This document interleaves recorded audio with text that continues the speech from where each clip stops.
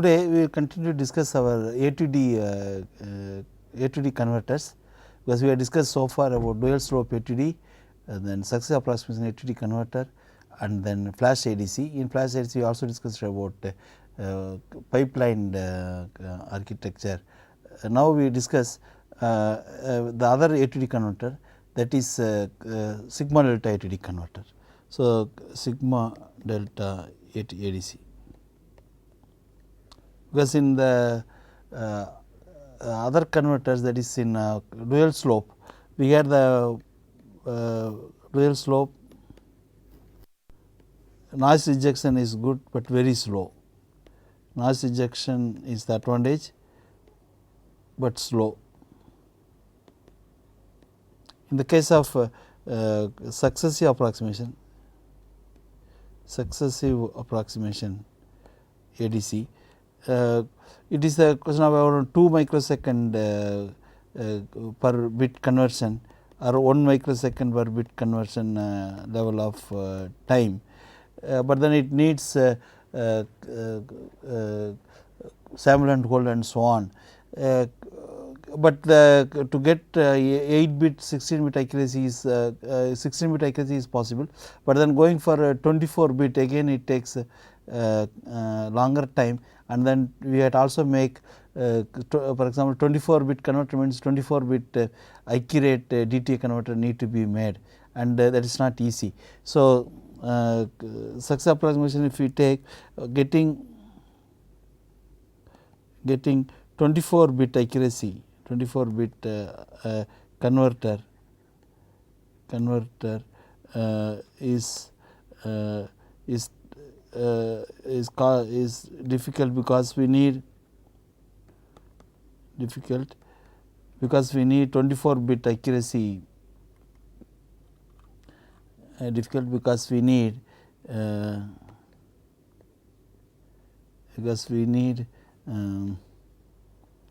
24 bit DAC. So, to get high accuracy, get high resolution, but not high accuracy, then there is a possibility, because that kind of application is there in audio video products. So, if you are looking for say 24 bit resolution, but I am not looking for 24 bit accuracy, then sigma delta ADC is the kind of converter that we should look for. So, when we need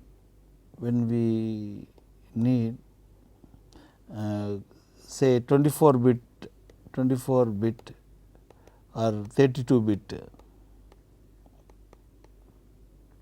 resolution, but satisfied with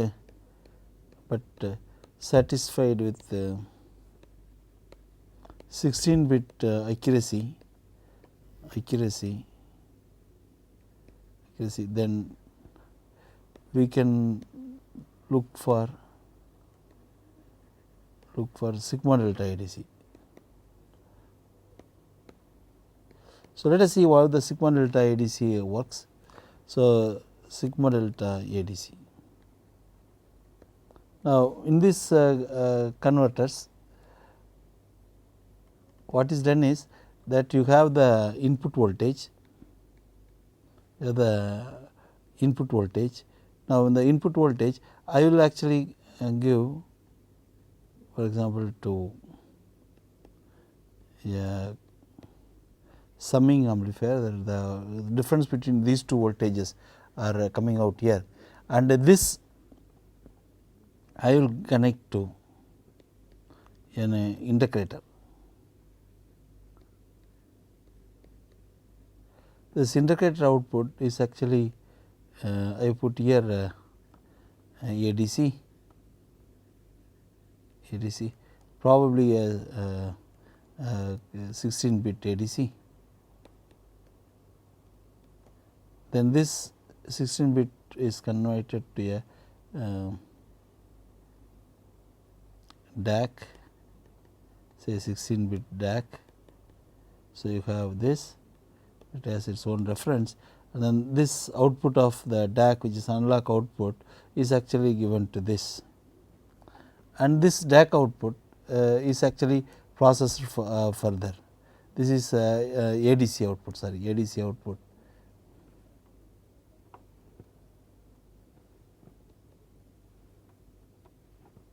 This ADC 16-bit ADC.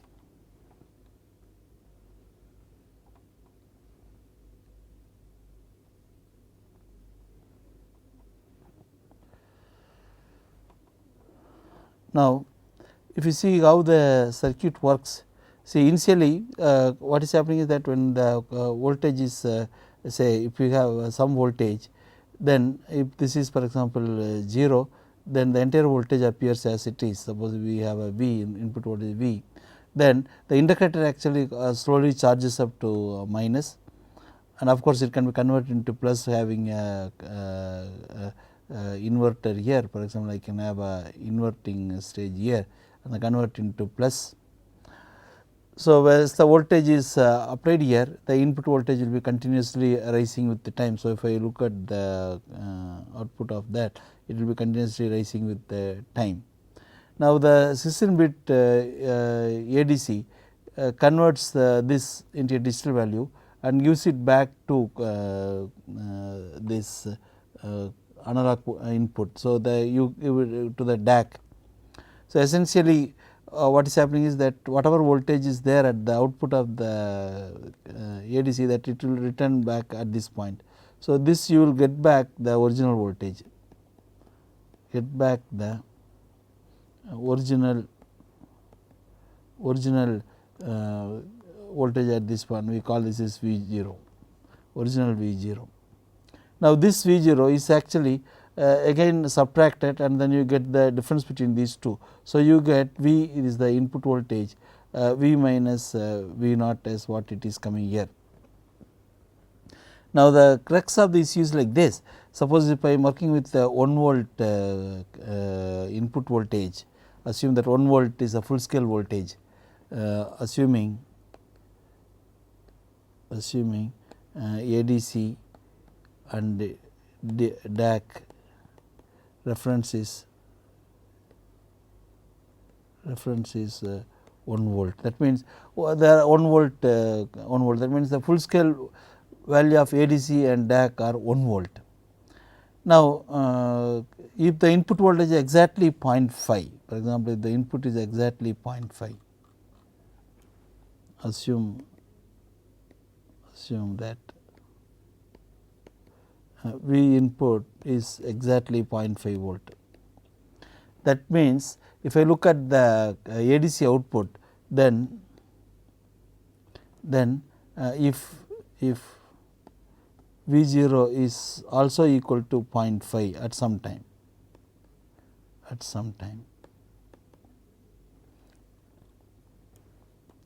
then ADC output would be you will have one if a 16-bit converter is there, all other bits are zeros. So, you have only the top alone is 1 and all the rest of the 15 bits are 0. Then DAC output would be equal to 0.5 volt. Assume this is also accurate to 16-bit, the DAC output will be equal to 0.5 volt.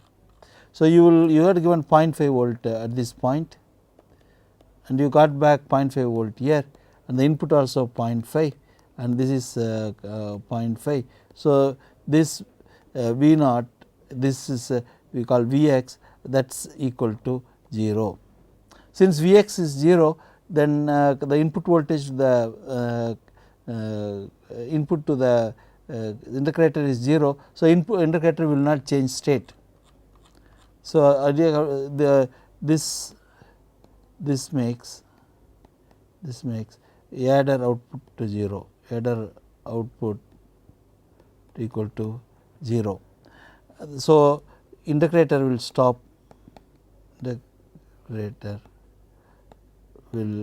stop, charging. So, the integrator output remains constant. So, integrator remains V out remains constant.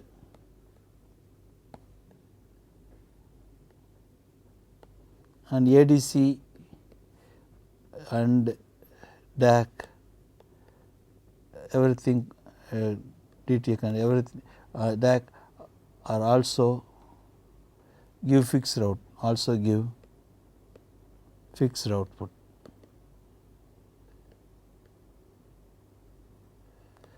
output. Now, this is exactly 0.5. Suppose if it is a 16-bit converter, we said the input is 0.5. Assume the input is not 0.5. The input is not 0.5, but it is little more than 0.5. If V in is not equal to 0.5, if V in is equal to 0.5 plus some 10 microvolt. For 16-bit converter, for 16-bit converter, 1 LSB will be equal to 1 by 2 power 16, that is 1 by 64,000, that actually is volt, that will come as 1 by 64 millivolt, that will be equal to 1000 by 64 microvolt, that is nearly equal to 16 microvolt. So, 1 LSP is 16 microvolt for a 16-bit converter. So, if we give the input voltage V in is equal to 0.5 volt, then point V0 actually V0 is 0.5, that is if I give for A to D here at this point 0.5 volt, then I will get exactly the output as MSB is 1, all the other bits will be 0. So, if that is ADC input is 0.5, then its output will be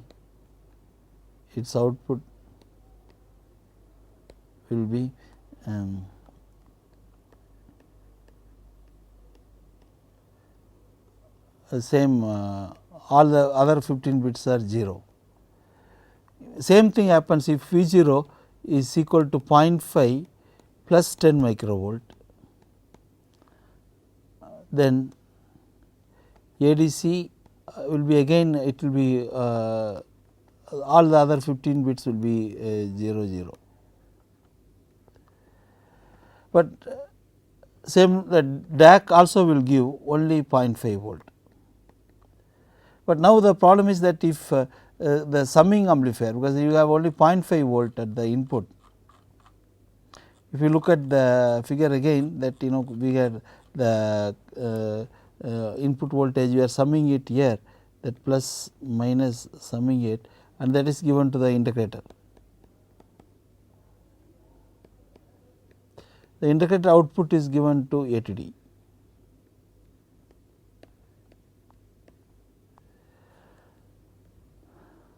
Now, if this is 0.5 volt, input is 0.5 volt plus 10 microvolt, this is 0.5 volt, because the DAC output, DAC gives you from the ADC output, what you are getting is again only 0.5 volt. So, it was originally sitting at 0.5 volt. Since this is 0.5 and this is 0.5, you get error voltage of 10 microvolt here. That will be charging up, because we had said there is an inverter here. So, we have the analog inverter at this point, which will actually if this is 10 microvolt, then the indicator will not stop charging. Now, the indicator will be charging, and then the V0 what you have here will be increasing. So, if I redraw this, it will look like this. So, you have the input voltage 0.5 plus 10 microvolt, and you have the summing amplifier. So, this was giving 0.5 volt, you got 10 microvolt signal coming out here, that is actually integrated here, and this is of course inverted if required, because that makes the ADC work in the positive side. So, with the time that your voltage will be increasing. Now, you got 10 microvolt. So, which was stopped earlier at 0.5.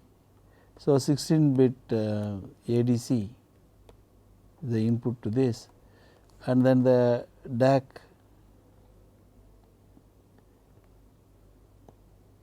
gives you the output of 0.5 volt 16 bit DAC. So, you got the input voltage coming in. So, now what happens, this output will start increasing with the time, because you have here 0.5 volt, here 0.5 plus 10 microvolt, which makes the output increase with the time, and that makes after some time, if the voltage goes to at this point V 0. So, V 0 would be if you look at V 0. So, V 0 with the time versus voltage, that actually would be start rising up. If the V 0 goes, when V 0 becomes 0.5 plus 16 microvolt, then ADC output will come. ADC output becomes 1, that you have the, and this becomes 1, because now you got 16 microvolt. 16 microvolt will be recognized as a 1 LSB, and then the output will go high, and that will make DAC output, that DAC will give you 0.5 plus 16 microvolt. Well, 1 LSB extra is the DAC is getting, that will give this. Now, that means the input to the summer becomes 16 microvolt. That means, now the new condition for the ADC looks like this, that you have a summing amplifier here, and then you have an input here for 0.5 volt, and here it gives you 0.5 plus 16 microvolt, here is 0.5 plus 0.5 plus 10 microvolt. So, that actually becomes minus 6 microvolt. Now, the output of this would be minus 6 microvolt. That actually, when you give it to the integrator,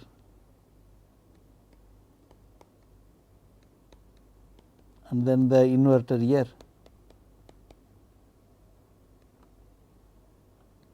then I give it to ADC.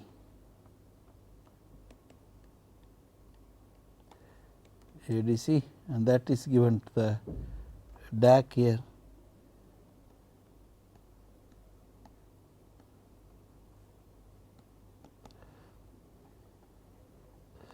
You get the, this actually becomes 16 bit DAC. Now, here you get the input, here the output is 0.5 plus 10 microvolt. So, you got minus 6 microvolt, that will make the integrator discharge, and this voltage started decreasing. So, the V 0, since it is the integrator input is integrator input is negative. So, integrator started discharging.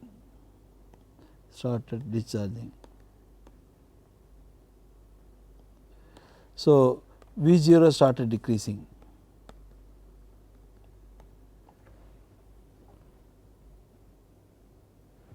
V 0 started decreasing. Then V 0 becomes, when V 0 becomes 0.5 volt,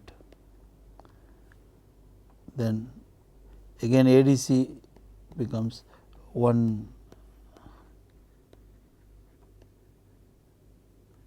again it becomes 0, that then DAC also gives you exactly 0.5 volt. This actually what happened is, then because of this minus 6 microvolt, this started decreasing, and then this again become 0.5 volt. Once ADC become DAC become 0.5 volt, then summing amplifier output, we have here 0.5 plus 10 micro, here actually 0.5, then output becomes plus 10 microvolt. That means that is it will make integrator to charge again,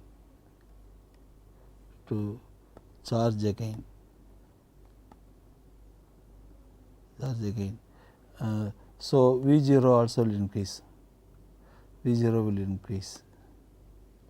will start increasing.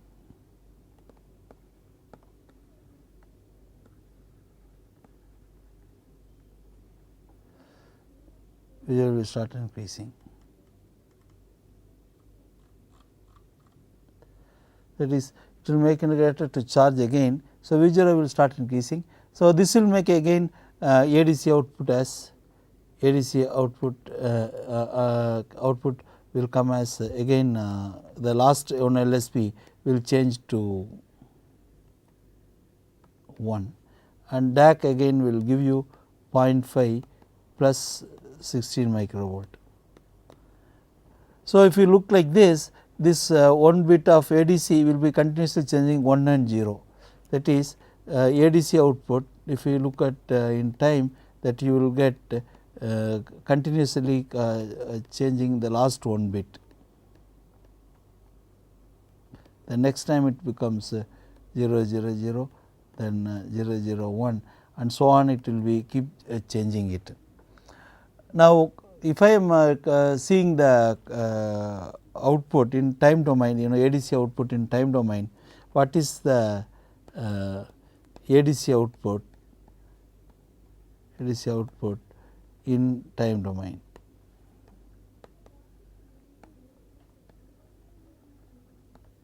What is the ADC output in time domain? Actually, the ADC output, if you look at, if you take 100 samples, for 100 samples, how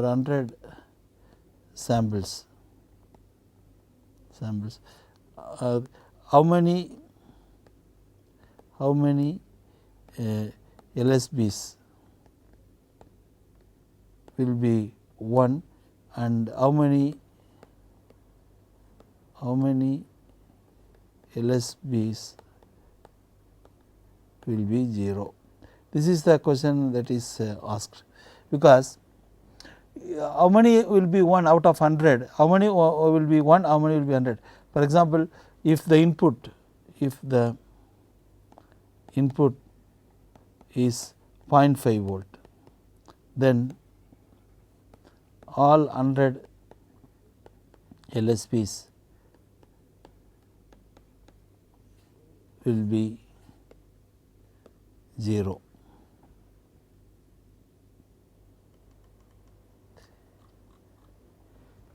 If the input is 0.5 volt plus 8 microvolt, that is half LSB, the input is 0.5 8 microvolt, then you will see then 50 will be LSBs, 50 LSBs will be 1, and 50 LSBs will be 0. That is, out of 100 samples, you will find 50 50 times will be 1, the LSB will be 1, and 50 times LSB will read as 0.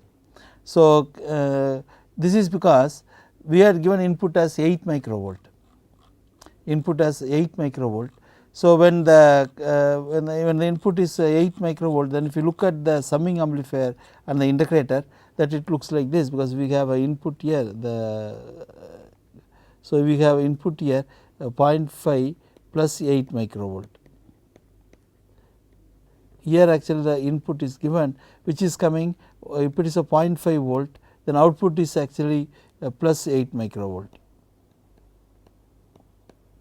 Now in the other case, if the comparator we have the input 0.5 plus 8 microvolt, and then at the in ADC, from ADC, this is from DC, sorry, from DAC. So this is also from DAC. If this comes 0.5 plus 16 microvolt, because one LSP is 16 microvolt, then LSP is 1, for this is for LSP 0. For LSP 0, this is the case. For LSP 1, LSP equal to 1, this is the case. So now you will get minus 8 microvolt. So if you look at the output at this point, it will be changing plus 8 microvolt, next it goes to minus 8 microvolt. So charging and discharging will be equal. So that means the integrator sees equal amount of charging and discharging. That is integrator output, if you see integrator output, you will see that it will have, if I look at the integrator here,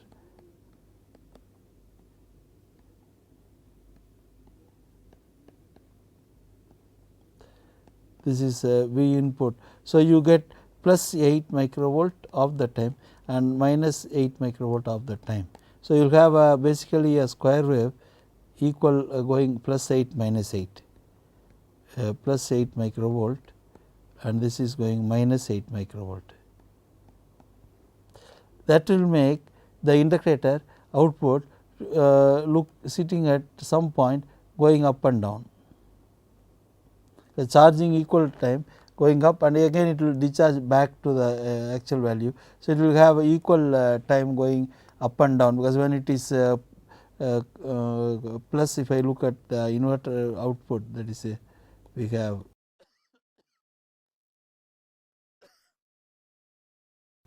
if you look at the output V0 with respect to time, then you will see that it is going equal amount of time going lower and higher.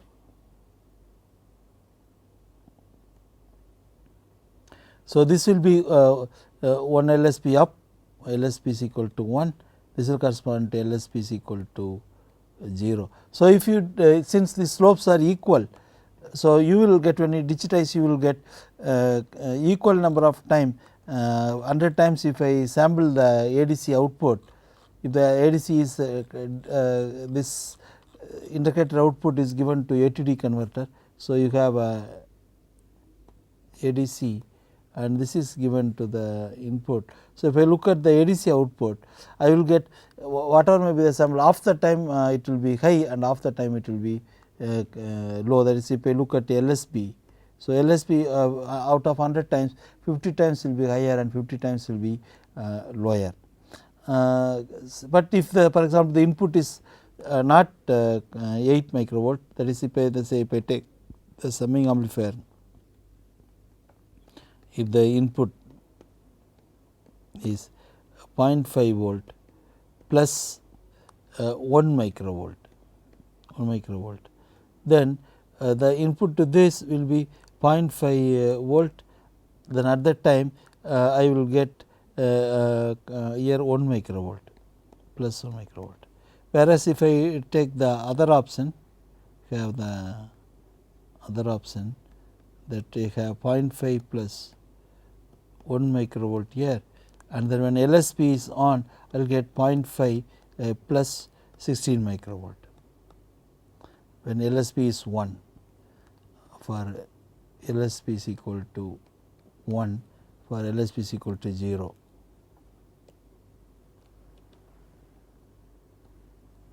For LSP is equal to 0. So, this is the condition that you get for LSP is equal to 0 and LSP is equal to 1, and here the output will be minus 15 microvolt. That means, now the discharging will be faster than charging. So, for this condition the discharge will be faster than for this integrator discharge is faster than charging. So, you will get the integrator output like this. So, the integrator output would be with a time versus V0 pi plot, that you will get the charging is very slow. So, you will have the normal voltage here, the charging actually takes time, it goes to 16 microvolt up, then the discharges very rapidly to this point. So, this is LSP 1, LSP is equal to 1 and the LSP will be 0. So, you will get discharge very rapid, charging is very slow. So, charging is slowly rising up and discharge is very rapid. So, this is actually charging and this is actually discharging. So, discharging is very rapid, charging is very slow. That means, you will find that if the transition is taking place at halfway point, then you will find LSP 1 will be for less number of time,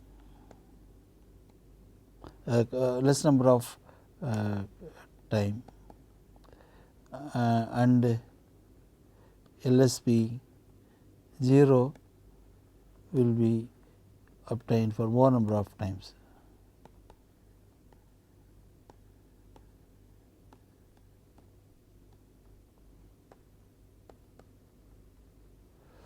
This is because we will find that when the discharging is very rapid, it gets down below the threshold value required for the converter quickly, and then it slowly rises back to 1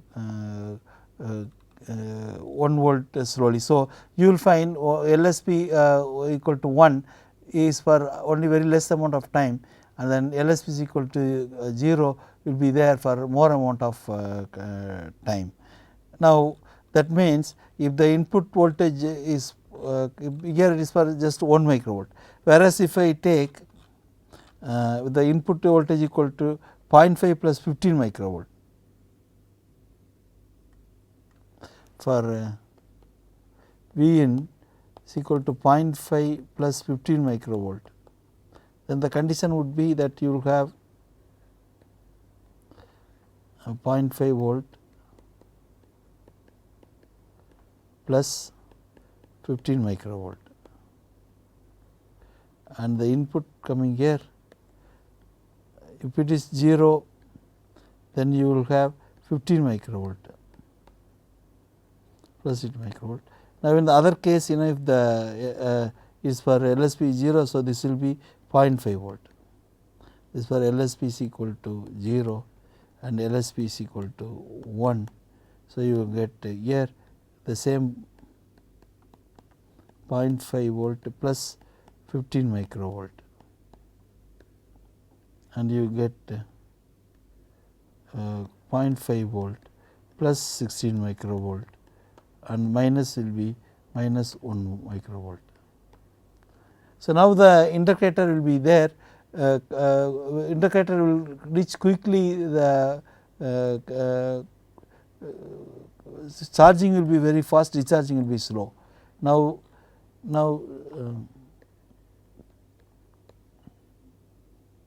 charging is fast and discharging is slow.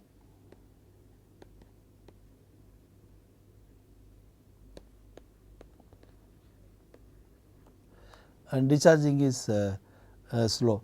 That will make more number of times you will see for more number of times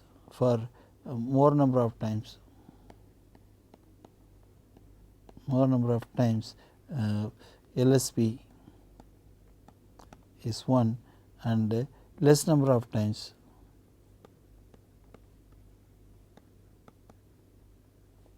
LSB equal to 0. So, obviously, if I oversample the ADC output, then if I find how many number of times LSB 1 and how many LSB on, the fraction which was there between 0 and 16 microvolt can be decoded. So, if you find the ratio between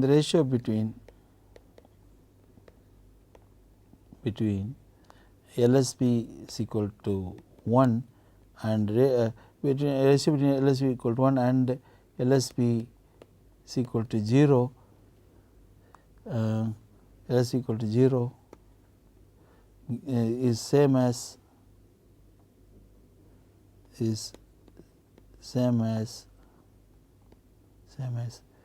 ratio between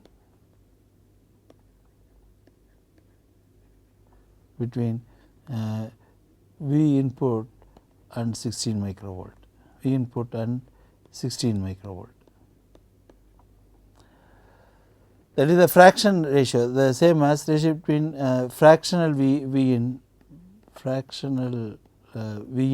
and 60 microvolt. For example, in this case, if it is 0.5 and 1 microvolt, for example,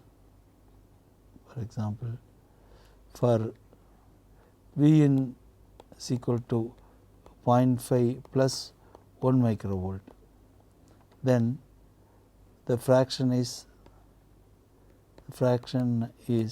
1 by 16.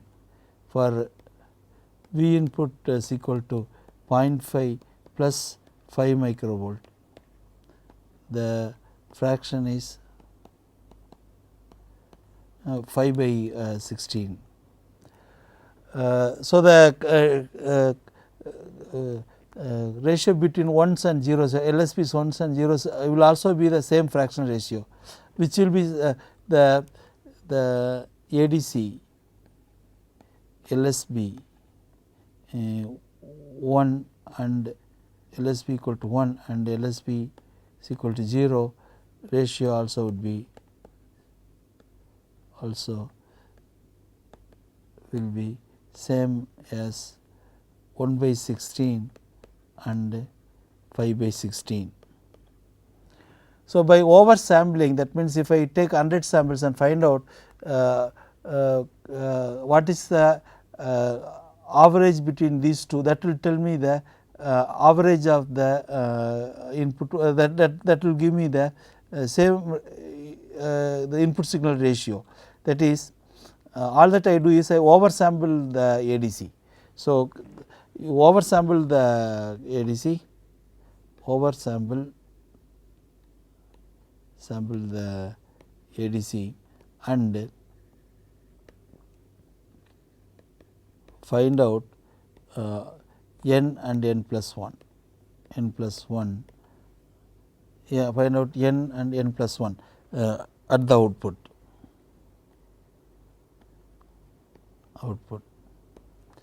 So, that n by n plus 1 gives you the same ratio as that of the fraction ratio. For example, it will be 1 by 16 in one case, that is for 5 plus 1 microvolt. N by n plus 1 would equal to 5 by 16 for 0.5 for 0.5 plus 5 microvolt. For n by n plus 1 would be equal to 8 by 16 for input of 0.5 plus 8 microvolt. That will be exactly half the time will be this. So, one can get the higher resolution ADC by oversampling. So, ADC resolution can be increased by oversampling. By this way, by this way, ADC resolution can be increased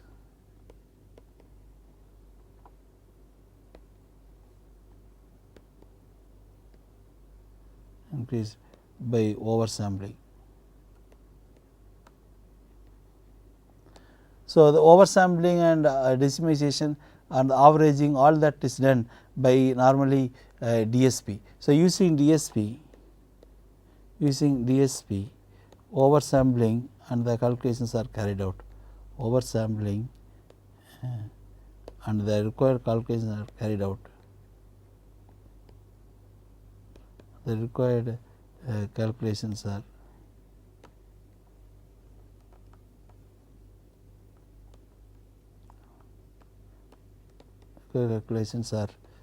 carried out. So, by so one can get more than resolution more than 16 bit using 16 bit ADC and DAC, but accuracy is limited to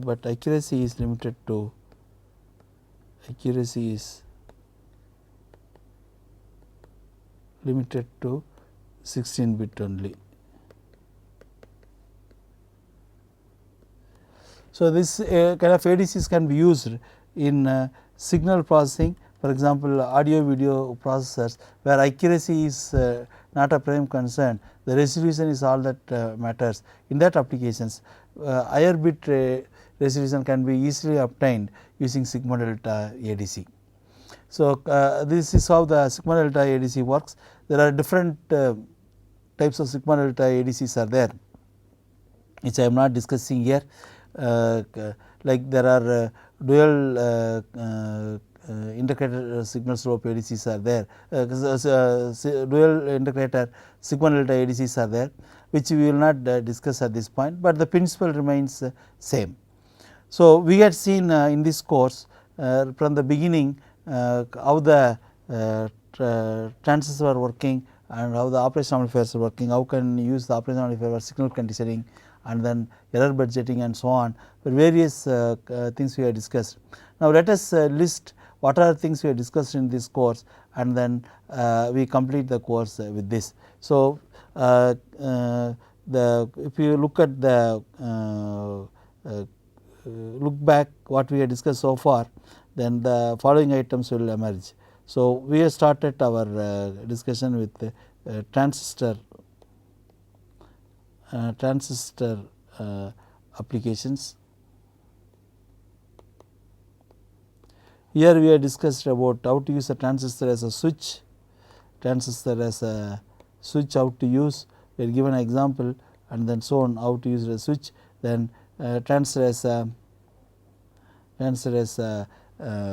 latch, we have shown you how to use transistor as a latch, then how to use a transistor to boost the current,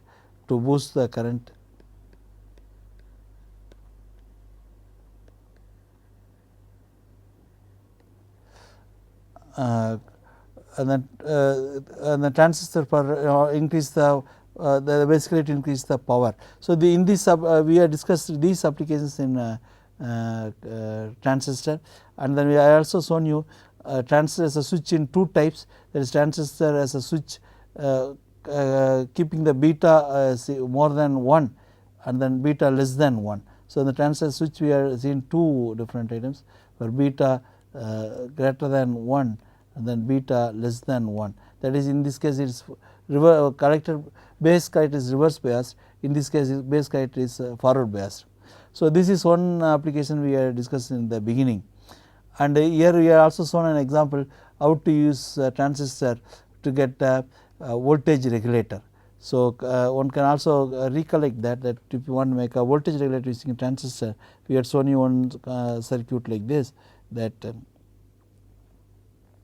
we have a error amplifier for transistor. So, the classical transistor circuit, So, we had the input here and then bias this, and then we had shown the output given a feedback. So, that is V0. So, we had shown these applications in transistor. Then after discussing about the transistor, we discussed about operation amplifier.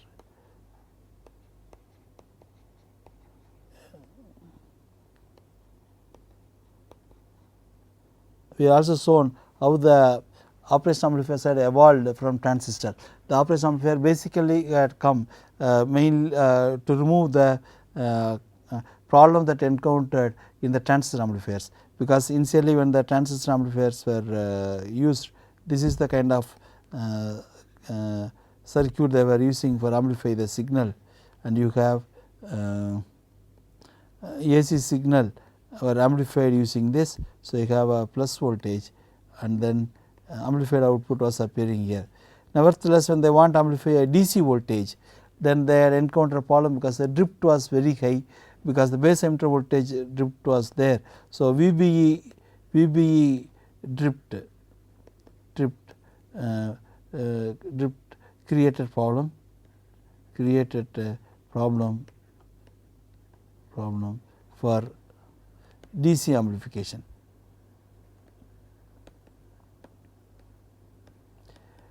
So, from there only we had come out with the operation amplifier circuit, where we can use the 3 transistor op amps were used. So, we had shown you one example with the 3 transistor op amp. So, wherein you get the output voltage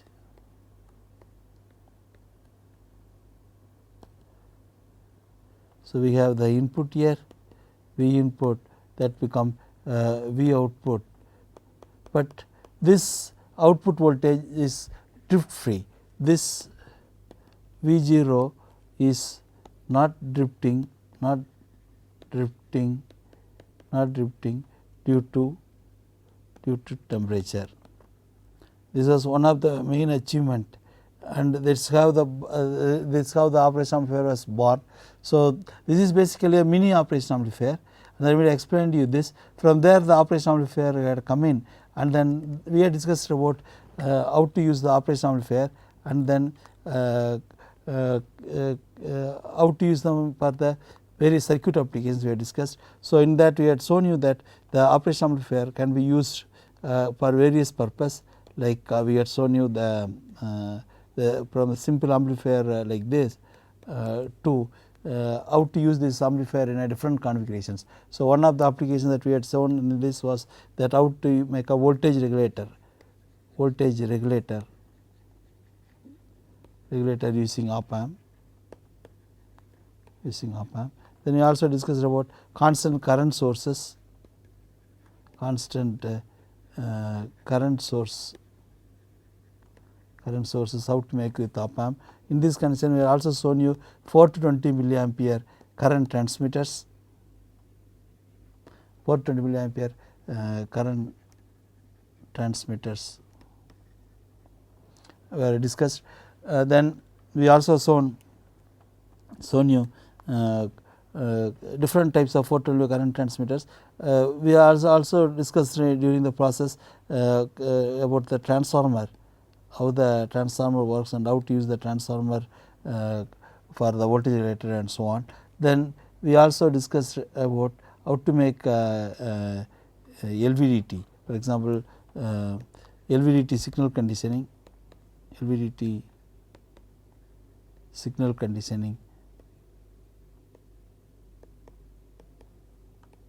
was discussed. Then we also discussed in elaborate manner capacitive transducers, signal conditioning for capacitive transducers.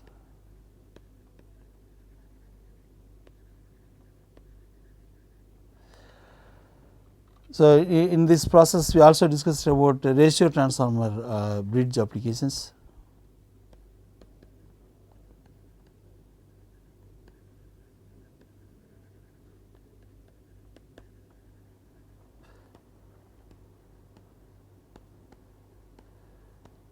So, we have explained you how to make a capacitance measurement, that too very low capacitance measurement without involving the stray capacitance, because the basic concept involved in the capacitance measurement is that if I have two methods we have discussed. One is that if I have an amplifier with the input capacitance here, then the output is connected to the output. For example, if I have a signal generator here, then the stray capacitance 1 and stray capacitance 2 has no effect. Yes, this is stray capacitance 1, stray 1, and then this is the stray capacitance 2. Stray capacitance 2. These two capacitors has no effect on the output signal. So, this was the main concept used in capacitor circuit design, and this was actually compared with ratio transformer bridge, how the ratio transformer bridge works, and then the same concept was brought out in capacitance transducer, and then how to make the capacitance measurement using op amp.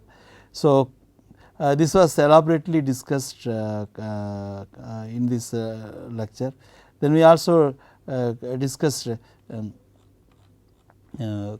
various other applications like solar based battery charger we have discussed. We had shown a worked out example how to charge the battery using a solar panel, and then we also discussed about how to use them as a how to use the MOSFET as a switch. That also was discussed. During that process we also discussed how to provide a short circuit protection for the MOSFET. Then we also discussed elaborately about errors involved in op amp usage. So, error budgeting concept was brought in, error budgeting, because error budgeting is an important aspect in analog circuit. So, we had shown you in the op amp errors involved in the op amp, like offset voltage drift,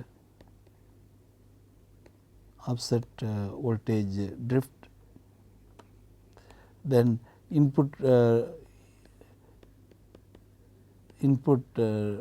resistance effect, then 3 output resistance,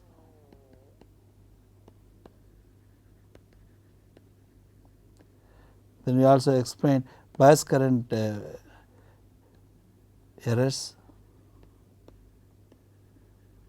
then CMRR related errors.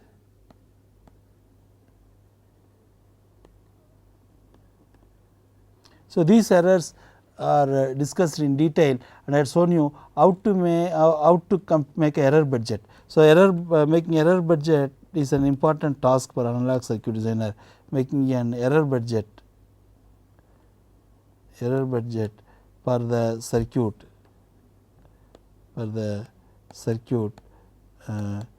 is an important task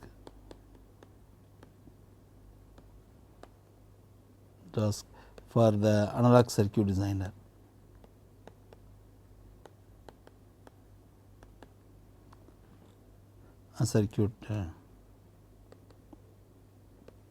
Designer. Then we discussed about different types of A2D and DTA converters. So, then we have discussed about ADC and DTA converters. In this we have discussed about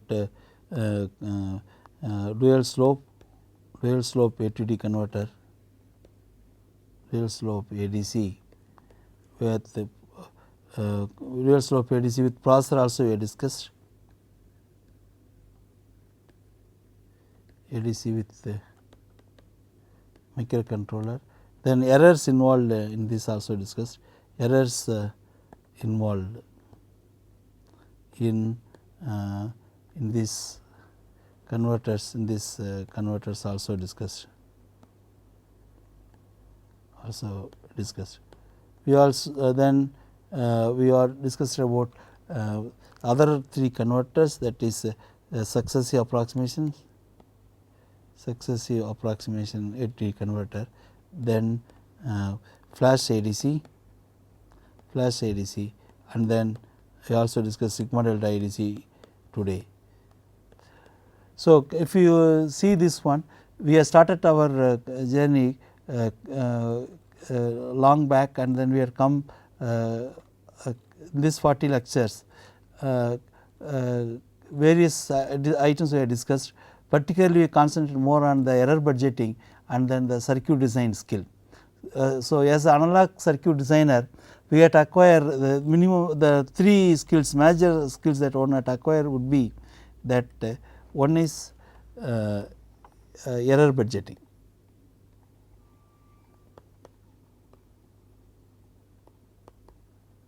Then second one is circuit design, how to use a correct component, how to select a correct circuit for given operation, circuit design skill. So, that one knows how to connect various components in a correct working manner. And third one is various techniques involved, like for example, we have discussed how to measure a capacitance, how to get rid of state capacitance or not. So, various techniques involved, for example, how to measure current, various techniques involved. So, these are the 3 skills one have to acquire in analog circuit design. I introduced you all the 3 skills with examples. So, one have to take the thread from here and learn in this direction, that will help you to go to go as a good circuit analog circuit designer to the industry. So, with this I will complete this course. Thank you very much.